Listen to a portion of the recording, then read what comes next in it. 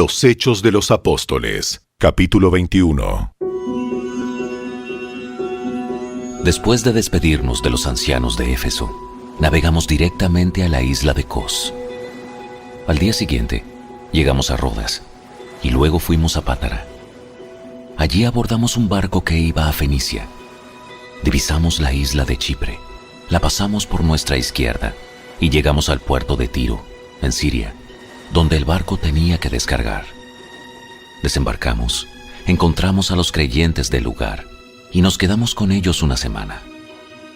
Estos creyentes profetizaron por medio del Espíritu Santo que Pablo no debía seguir a Jerusalén. Cuando regresamos al barco al final de esa semana, toda la congregación, incluidos las mujeres y los niños, salieron de la ciudad y nos acompañaron a la orilla del mar.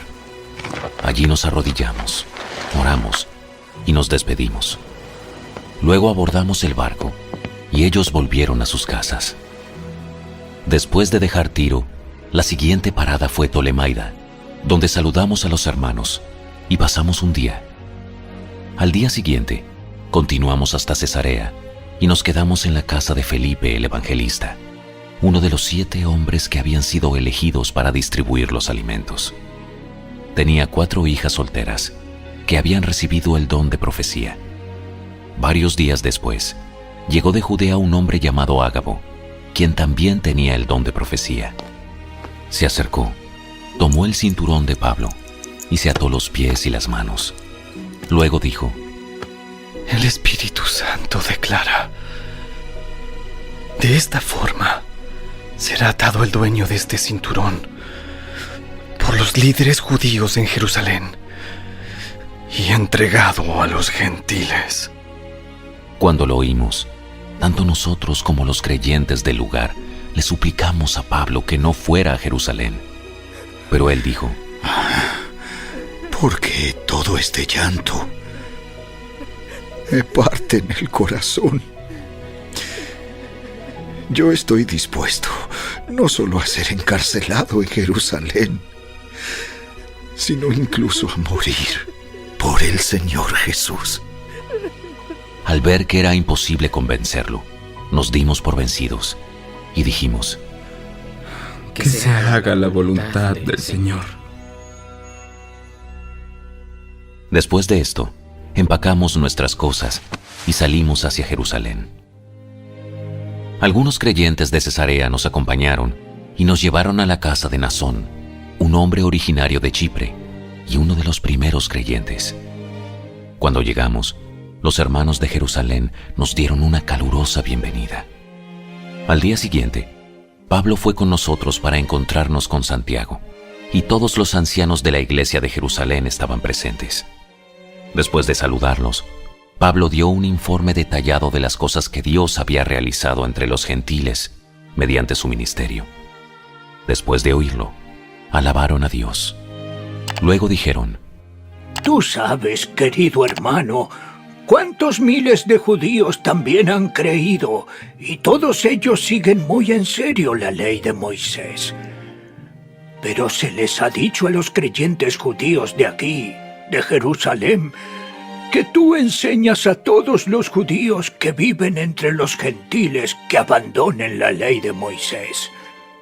Ellos han oído que les enseñas que no circunciden a sus hijos ni que practiquen otras costumbres judías.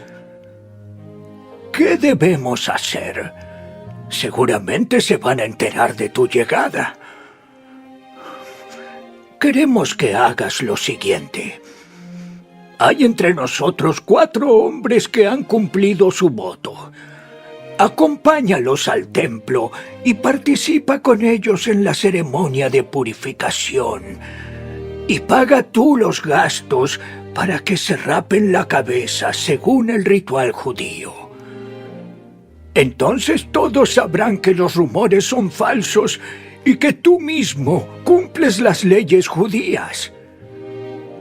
En cuanto a los creyentes gentiles, ellos deben hacer lo que ya les dijimos en una carta: abstenerse de comer alimentos ofrecidos a ídolos, de consumir sangre o la carne de animales estrangulados y de la inmoralidad sexual. Así que al día siguiente, Pablo fue al templo con los otros hombres.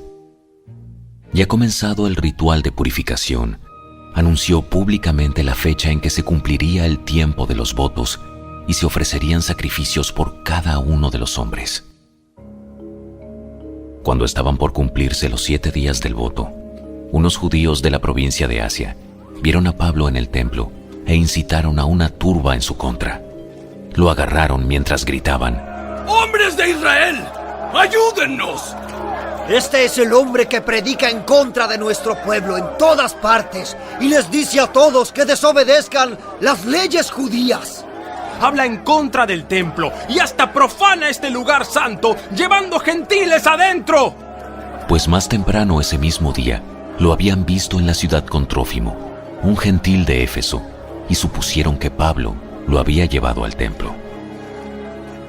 Toda la ciudad fue estremecida por estas acusaciones y se desencadenó un gran disturbio.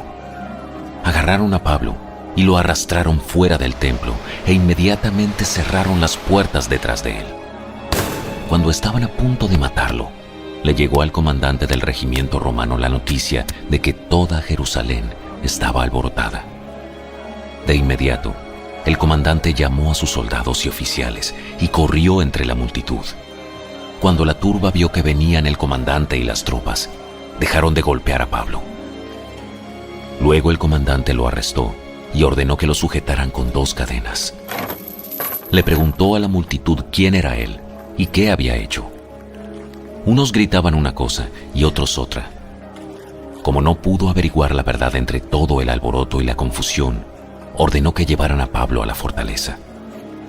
Cuando Pablo llegó a las escaleras, la turba se puso tan violenta que los soldados tuvieron que levantarlo sobre sus hombros para protegerlo.